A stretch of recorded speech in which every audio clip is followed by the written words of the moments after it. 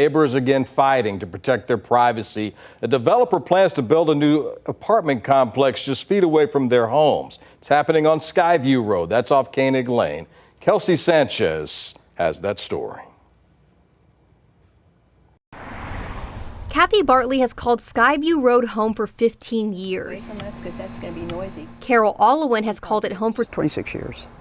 And like many of their neighbors, they can look beyond their fences and trees and see an open field. And the thing that I kind of wanted to point out about this, certainly a healthy aspect to being able to enjoy the sunrises and watching the sun come up. But soon it could be overshadowed with a 5-story mixed-use apartment building right in their backyards. It's going to be horrible. It's incredibly intrusive. Businesses like Mother's Milk Bank say they'll also feel the effects. Executive Director Kim Upty-Grove says she's not against bringing more housing to the neighborhood, but fears the impacts of putting an apartment building in an already busy space. Multiple families stop by each day for counseling and support to pick up donor milk for their very vulnerable babies. They have full access to this building from the very private lot that will now face this very large building.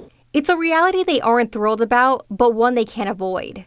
As Austin sees new buildings pop up all over after city leaders signed off on a new program in April, allowing developers to build up to 90 feet high on commercially zoned properties. The catch, these builds must include a minimum 12% of affordable housing. This circle can be developed. This circle can handle lots and lots of residents, but in a smarter way. The program known as DB90 is a tool Councilmember Chiro Vela says is necessary to address the affordability crisis in Austin. We've got to fight displacement and gentrification in Austin.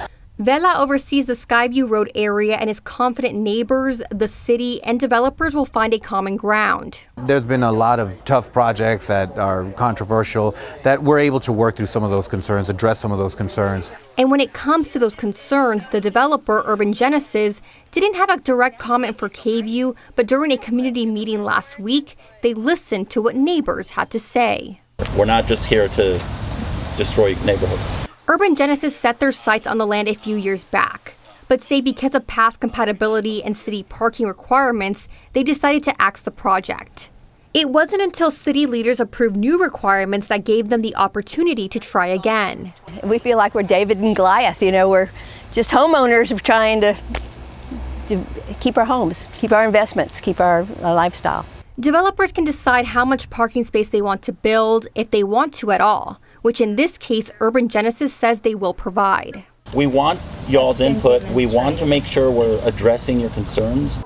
Some of those concerns included parking spilling into driveways and parking spaces being taken away from businesses. We won't be pushing anyone out. We have to be a liaison between all those groups and do hopefully what's best for everybody.